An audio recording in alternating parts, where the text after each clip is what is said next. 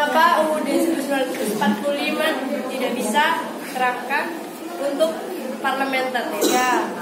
Jadi menurut Undang-Undang Dasar 1945 Indonesia saat ini menggunakan sistem presidensial. Namun sistem presidensial yang saat ini tidak seperti yang sistem presidensial yang dulu. Kalau yang dulu itu terlalu otoriter dan mengarah ke kediktatoran pada presiden. Nah, yang sekarang itu tidak terlalu otoriter dan tidak mengarah ke diktatoran. Hal ini dikarenakan pemerintah sudah mengeluarkan beberapa maklumat yang bisa membatasi kekuasaan presiden. Jadi, Indonesia saat ini menerapkan sistem presidensial, namun ada batasannya. Ya, terima kasih.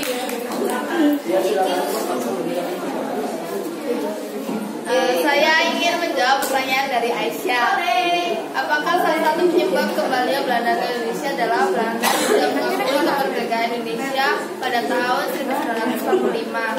Ya, Belanda itu nggak mau ngakuin Indonesia merdeka dan masih menganggap Indonesia itu dikuasai Belanda gitu loh. Soalnya kalau Belanda ngakuin Indonesia merdeka, dia menyerang negara yang merdeka gitu. Sedangkan Belanda itu nggak mau menyerang negara yang merdeka. Jadi dia nggak mau mengakui Indonesia merdeka. Terima kasih ya. Ya, Agi, ayo menjawab. Karena saya mau menjawab pertanyaan dari Bella ya. Jadi pertanyaannya kan, kenapa pada saat peperangan itu yang memimpin bukan Jenderal Sudirman melainkan Soeharto? Karena kan di situ udah saya jelaskan tadi ya. Jenderal Sudirman itu yang memberi komando.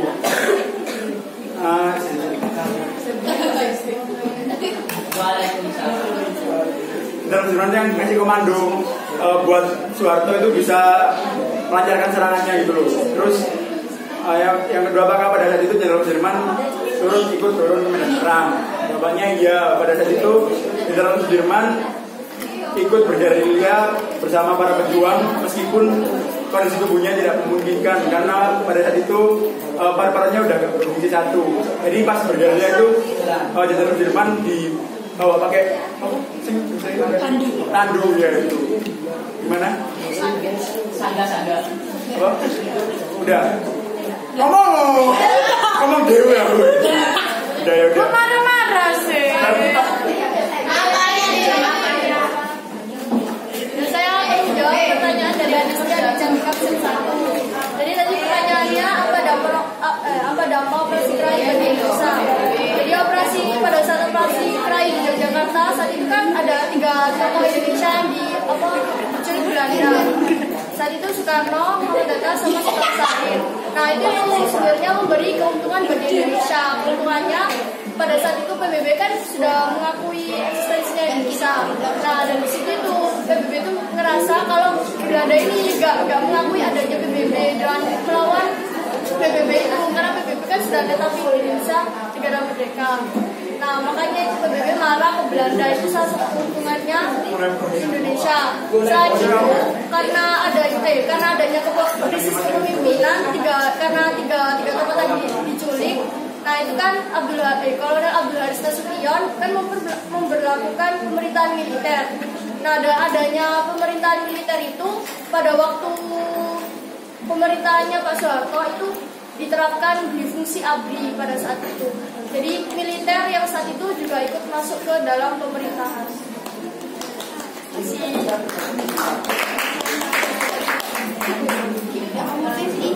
Ya, Agi, silakan menjawab. Saya akan menjawab pertanyaannya Iqbal. Kenapa Jenderal Sudirman dipilih menjadi komandan padahal banyak yang lain yang lebih berpengalaman? Pada tanggal 12 November, KR mengadakan perkumpulan pertamanya. Itu Sudirman dipilih mendapatkan 22 suara.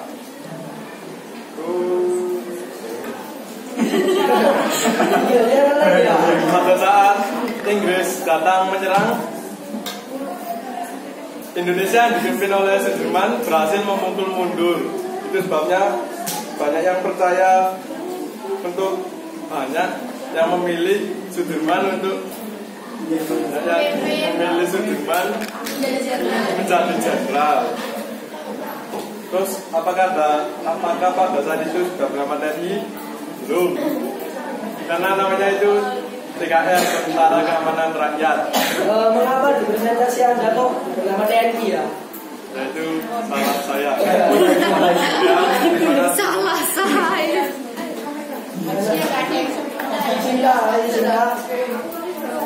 Sinta silakan menjawab. Ayo Sinta silakan menjawab. Ya, memori kunte. Saya akan menjawab pertanyaan dari Paul. Apa tujuan sebenarnya kesepakatan Indonesia? Kesepakatan Indonesia adalah bangsa Indonesia dan India yang merebut dari India yang mengirimkan obat-obatan ke Indonesia untuk membalas bantuan Indonesia. Hal tersebut juga dimaksudkan menembus blokade yang dilakukan Belanda pada Indonesia. Yes, thank you. Ya, sekarang juga. Saya akan menjawab pertanyaan dari Kak. Terima kasih. Apa arti jihad yang sebenarnya kan? Jadi itu kan artinya berjuang di jalan Allah. Nah, itu maksudnya itu mempertahankan dan menegakkan kedaulatan Republik Indonesia menurut hukum agama Islam sebagai kewajiban bagi orang Islam. Nah itu pada saat itu santri kan memegang kedua agamanya. Nah mereka itu menganggap negara Indonesia harus diperjuangkan seperti perjuangan Nabi Muhammad SAW yang berperang melawan kejahatan. Mereka juga berpikir menjajah itu membawa kesengsaraan bagi masyarakat. Terima kasih.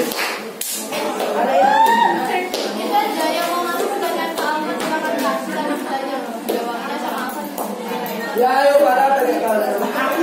Malah terus. Durasi. Saya akan menjawab pertanyaan dari Nabila.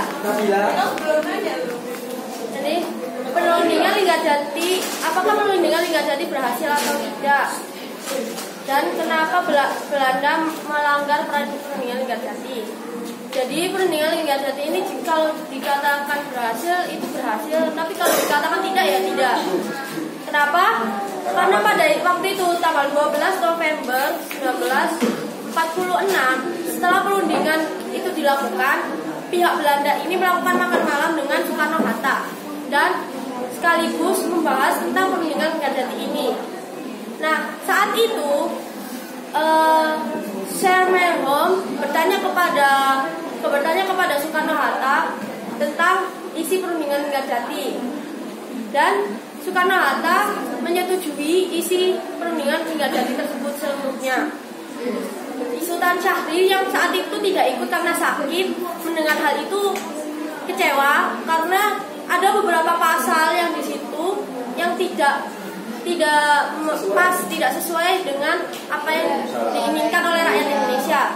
Tetapi Sultan Syahrir itu tetap tunduk kepada Soekarno-Hatta terhadap keputusan Soekarno yang menyetujui Linggadjati tersebut. Jadi wakil-wakil atau wakil-wakil Indonesia yang saat itu mengikuti perundingan Linggadjati sudah sepakat dan sudah hasil dari perundingan itu seluruhnya. Tapi rakyat yang melihat hal itu malah berpikir bahwa pemerintah Indonesia ini pro kepada Belanda, mendukung keputusan Belanda, dan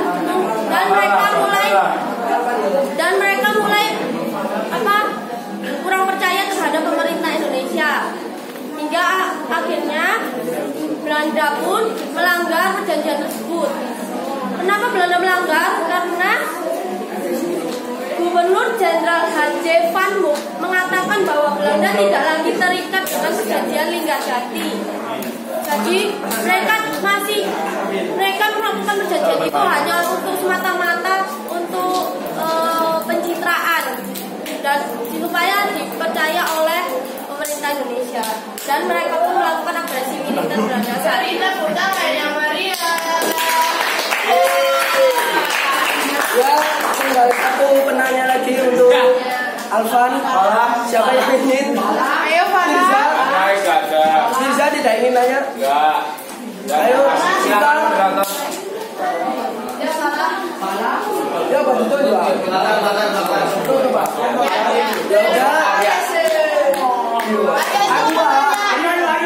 Ayo. Ya. Ayo. Yo, ayo Ji. Gak apa-apa, kalau kamu mau tanya lagi gak apa-apa. Ya, ayo. Chandra. Ayo tinggal jawab. Ayo, silakan.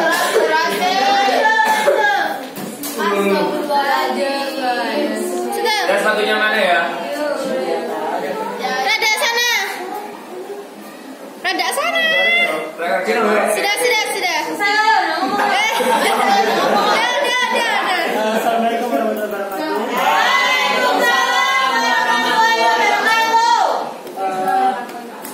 Saya yang bertanya kepada Alvan. Siapa Amanda? Nama saya Aryo Putra Pangestuan, kelas 6 absen 5 dari kelas 43. Pada saat sebelum pembunuhan Jenderal Malabi, itu kan terdapat kerugian kecil yang pembunuhan Jenderal Malabi kan terdapat sebuah kerugian kecil yang dilakukan Indonesia dan Indonesia. Bagaimana hasil dari kerugian itu dan hasil tersebut kan kapan kita hasil tersebut sudah bisa menengahi antara Inggris dan Indonesia. Bagaimana Indonesia masih bisa membunuh Inggris padahal waktu itu perundingan sudah lepas. Iya. Terima kasih atas pertanyaannya. Terima kasih atas pertanyaannya dari saudara Aryo. Di sini saya akan jawabnya. Jadi gini, perundingannya itu kan dilakukan oleh Soekarno sama pihak Inggris ya. Itu tujuannya biar nggak terjadi bentrokan-bentrokan untuk perang lagi, biar nggak biar nggak ada yang terbunuh gitu loh. Ternyata itu memang sudah disetujui oleh kedua belah pihak. Udah kayak sekarang guys gak usah jangan ada bentrokan-bentrokan lagi. Tapi dari warga-warga Surabayanya, terutama warga Surabaya itu kayak masih berontak gitu loh. Soalnya kan Belanda masih istilahnya sekutu itu masih berjajah di area Surabaya kan. Nah, kenapa kok bisa terbunuhnya Jenderal Malabi? Jadi saya baca di rangkumannya di perpus itu dari tahun lalu itu ceritanya gini, udah ditetapkan sama Soekarno sama itu sudah ditetapkan sama Soekarno.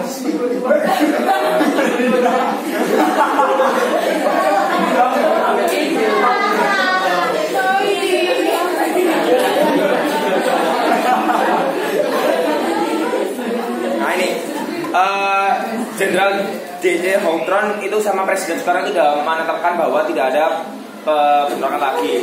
Tapi pada saat 30 Oktober itu terjadi kesalahpahaman sama kayak miskomunikasi gitu loh, antara di jembatan sama di apa namanya Surabaya kok? Bukan yang di gedung apa? Ya di Majapahitnya.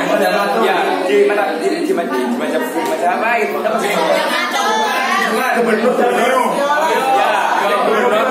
Itu apa ada salah komunikasi kalau misalnya wes gak ada bentrokan lagi, udah gak ada bentrokan lagi, tapi ternyata yang saat Jenderal Malabi keluar dari melewati jembatan merah itu ada milisi itu kayak sekumpulan gitu loh, orang Indonesia, terus terjadi penembakan, lalu sekalian mobil buiknya itu dibom. Makanya sampai sekarang jenazah dari Malabi itu masih ditemukan gara-gara dibom itu. Kenapa kok bisa dibom? Gara-gara ada salah komunikasi memang. Misalnya itu tertera karena ada salah miskomunikasi antara yang di jembatan sama yang di kantor gubernur tadi. Kalau misalnya udah nggak ada perangan, udah nggak ada bentrokan, tapi masih belum sampai informasinya, akhirnya terjadi penembakan itu. Belum ada WA. Iya, tulisan itu belum sampai ke informasi tersebut. Jadi kayak ada seorang pria itu langsung nembak mobilnya jedar, terus langsung sekali dibom. Nah di situ Inggrisnya tahu kalau misalnya meninggal, akhirnya langsung ultimatum. Ultimatumnya nggak diterima sampai tanggal 10 November pagi. Akhirnya Inggris sudah mulai ngebom, sudah menunjukkan semua Surabaya. Makanya kenapa kalau dikatakan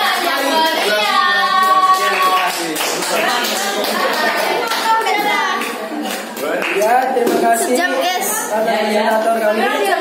Saya tutup. Sekian